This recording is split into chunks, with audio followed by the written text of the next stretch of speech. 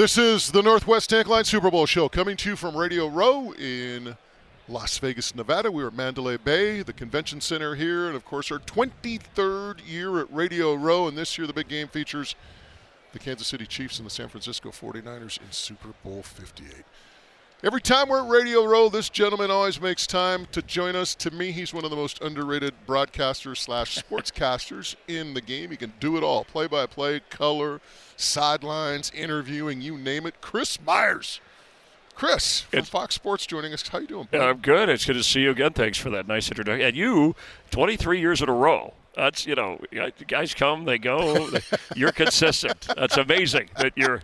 And thankfully, did you think 23 years ago that we would be in Las Vegas for a Super Bowl and they would have an NFL team along with other professional teams? Anyway, it's good to see you. I talk about this all the time, Chris. It's crazy. It's just, you look at the fact that we used to come to this game 5-10 years ago, whatever, Radio Row. Hey, I want to find out the odds in the game. I'm using the NFL Wi-Fi.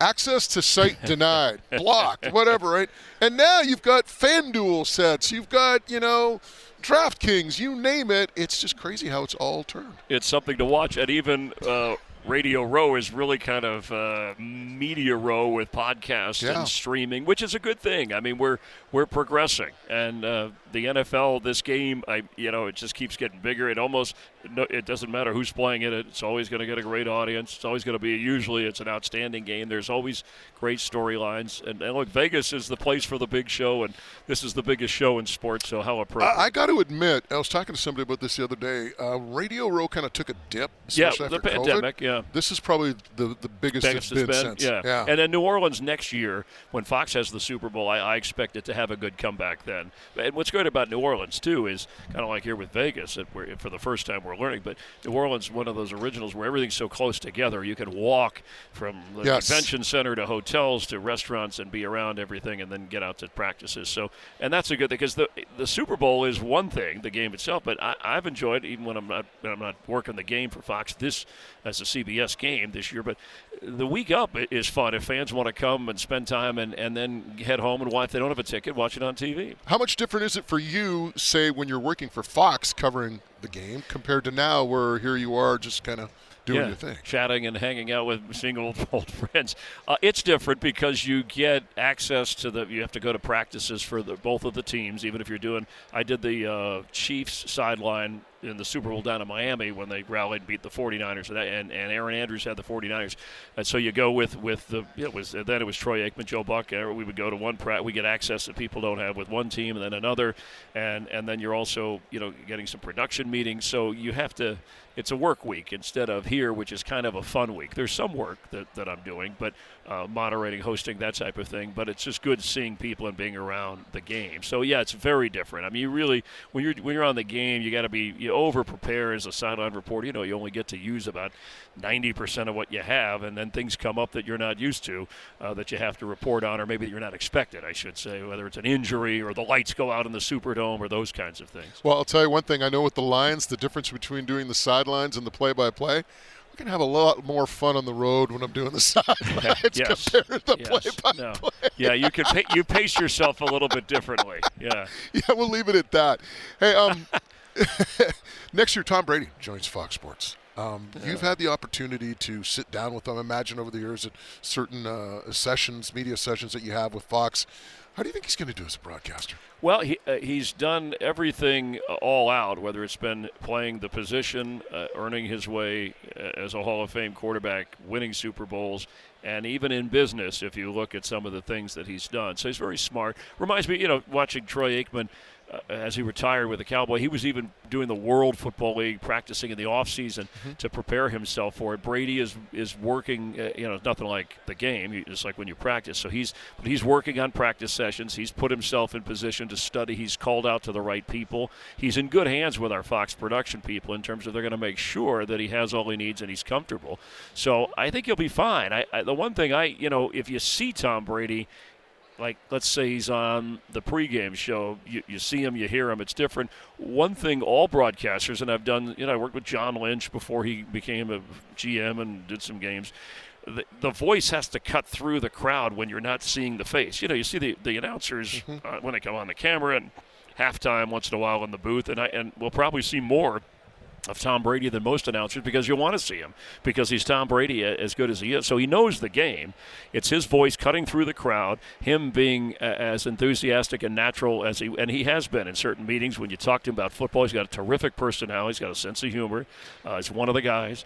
But, he probably sees 5 things on a play when we're seeing that one thing, and he's going to have to pick that most important thing and fit it in between the snap, right, of the ball and the play-by-play man, who is Kevin Burkhardt in this case, and bring out that best point crisply and as naturally as he can. But again, the voice cutting through, so you have to project, and you don't want to be yelling, but you've got to. It's a little bit different than just talking on a pregame show.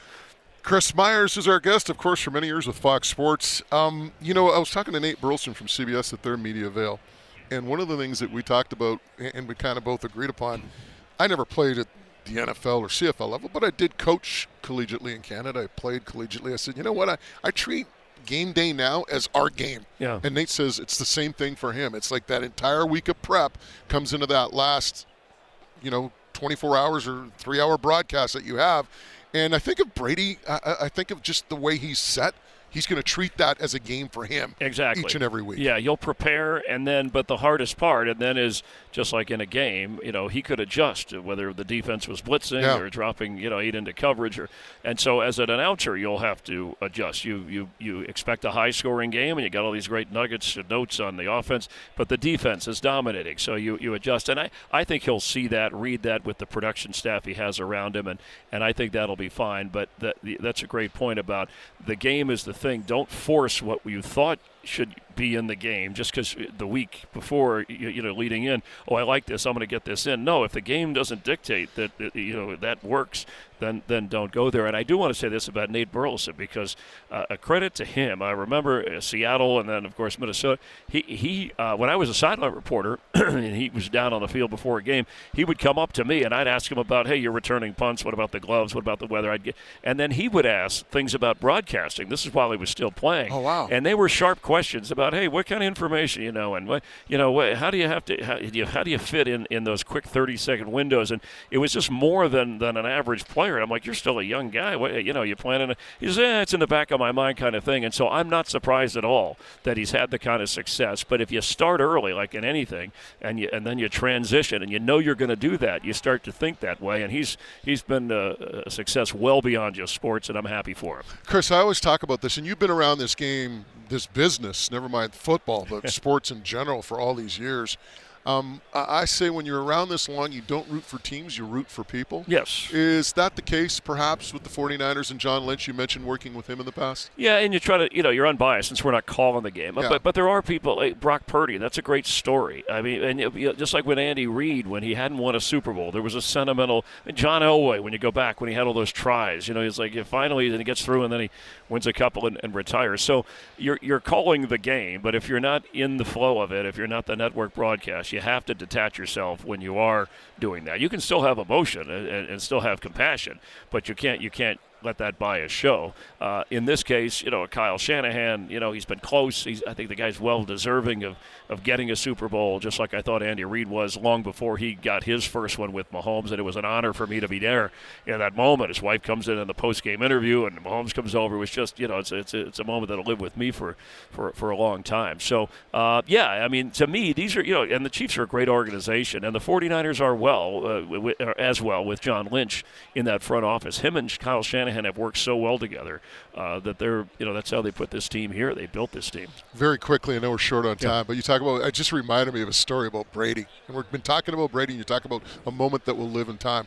So my very first second Super Bowl, New England beats the Rams, Superdome in New Orleans. I try to get Brady after the game. He says, hey, I got to go to some TV. And I just want to get him for like 2-3 minutes, one-on-one, right? Big story back home. And it was different then. I'm talking 20 years ago, right? So Brady says, you know what, I got to do. Then he leaves. He goes, hey, man, I got to take a shower. Can we do it when I come out? So literally, it's like an hour later. And we're walking across the field with about 10 of the Yellow Jackets, the security guys. And we're walking from the end zone, and I'm interviewing him. Probably 3-4 questions, probably about a minute and a half, whatever it was. But it was Tom Brady one-on-one after he won the Super Bowl, right? No big. I mean, a couple of years later, I see him in Seattle. I'm like, hey, Tom, I go, introduce myself. I go, and for me, it was one of those moments, right? I go, do you remember that moment in New Orleans after the game when you guys won the Super Bowl and we did the interview? No, man, everything was a blur that day. Yeah, I was that's just okay. like, you're talking one of those moments that you'll remember. It meant a lot to you. For him, it was just, well, no, and that's how I feel, when we came back against Atlanta in that Super Bowl. It's probably, the guy was drained physically, emotionally. It's their moment, and you're happy when guys at least, make it to that point and are able to talk Hey, very about quickly, you got to pick.